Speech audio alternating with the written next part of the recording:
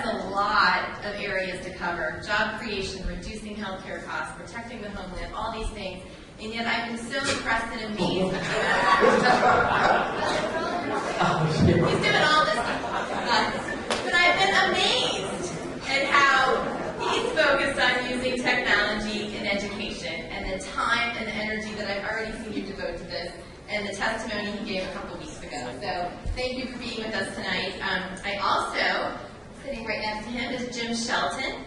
Jim Shelton is the Assistant Deputy Secretary for Innovation and Improvement. You guys are kidding me with the title. Yeah, sorry. That's it. Yeah. And one of the things I have to tell you is that Jim's thoughtfulness around technology and his vision is very, very exciting, and I think you're all going to enjoy meeting him and hearing from him. I threatened to be Oprah tonight, but I'm actually just going to turn it over to these two so that we can hear directly from them what their vision is for education and how are we going to get there and how is technology going to help us accelerate that transformation. So with that, take it away. Well, thank you. Thank you very much for that.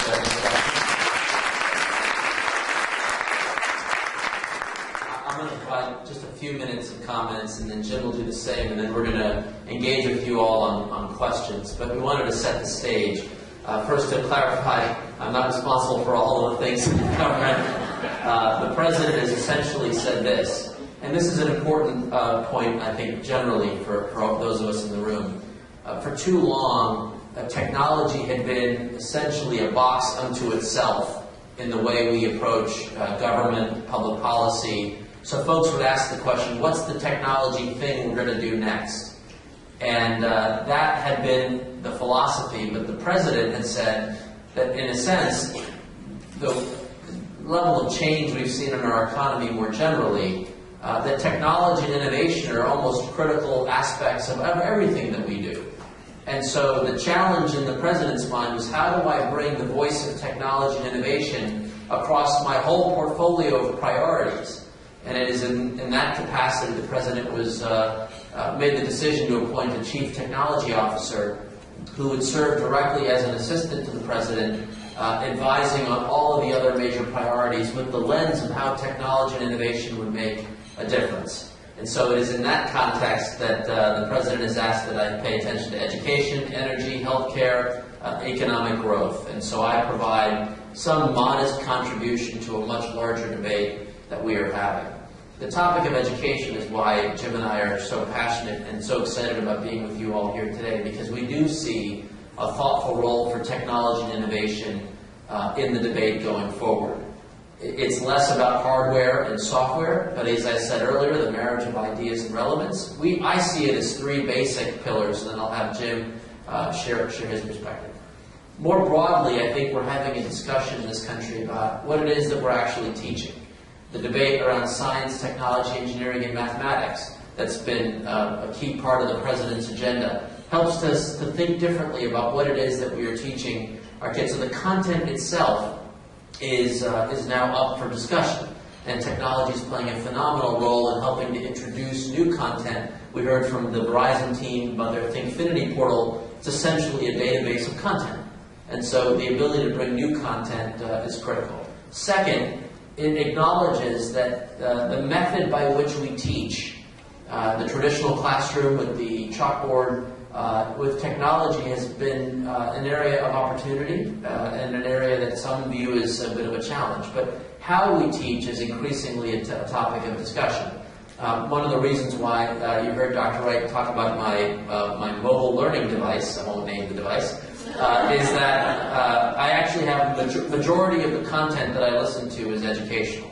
I happen to pay a great deal. I have to keep up with all the hot new trends, and so all the free lectures from Berkeley and MIT and Princeton, they're all available for free. And so I try to have at least 2 or 3 of them a week that keep me abreast of the big issues. So it's a learning environment, and so the method by which we teach and learn is changing. And then last but not least, these resources are almost critical in providing the kind of professional development support that we see as teachers try to share best practices with one another. It doesn't have to be on a technology subject. They can want to exchange best practices on how to address their music lab. And technology is enabling the the easier transfer of those best practices. So what we teach, the method by which we teach, and then the capability of using technology as a facilitator of best practices are just the three of the big pillars that I see us having a dialogue about in the months and years to come. And with that, I'm going to turn it over to the expert on innovation,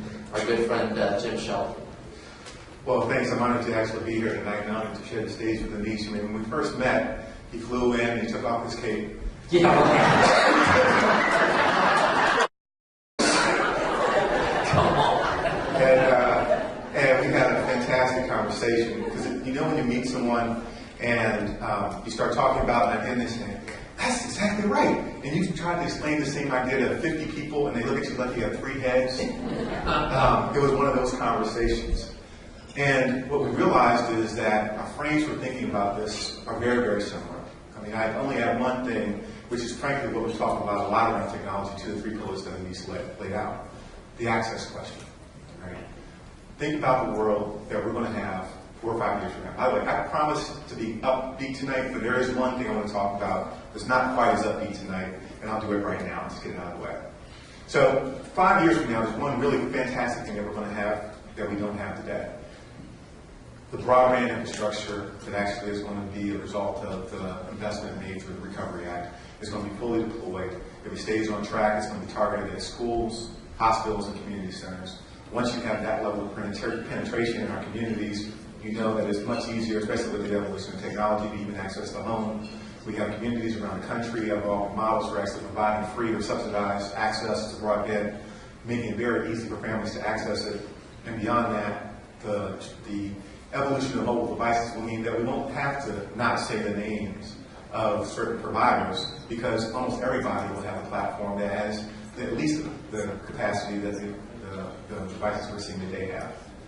Think about that world being the basic world in which we should be planning to operate 5 years from now. And here's the downer note. The downer note is that the reality is when you look at the long-term economic forecast, not long-term, medium-term, 4 to 5 year forecasts of states and localities around this country, despite the investment in the recovery dollars, we are not going to see an uptick. As a matter of fact, we may see a further decline in education revenues in most states and localities. Simply, unless we make radical shifts in the way we spend money, which I unfortunately don't necessarily see happening.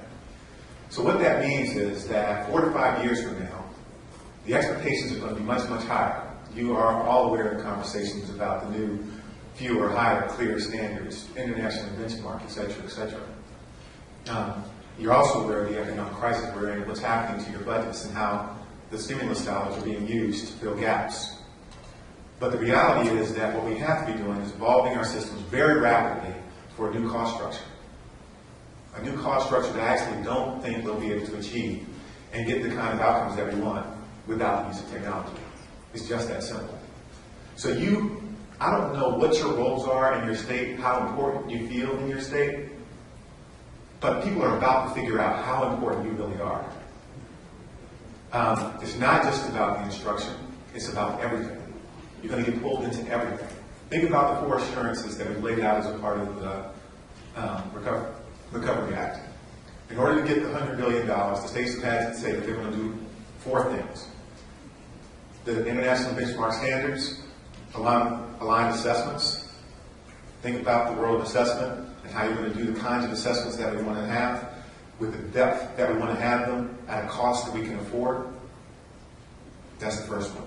The second one, human capital. Talk about teachers in particular.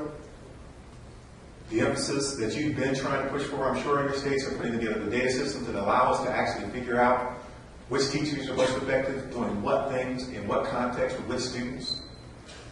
The only way to answer those questions is we had to take a much more serious view of the role of technology and data systems, and actually not just accountability, not just getting grades on schools, but actually informing what it is that people are doing every day inside the classroom, outside the classroom, and frankly allowing us to figure out how to invest every precious public dollar in something that's a little bit more effective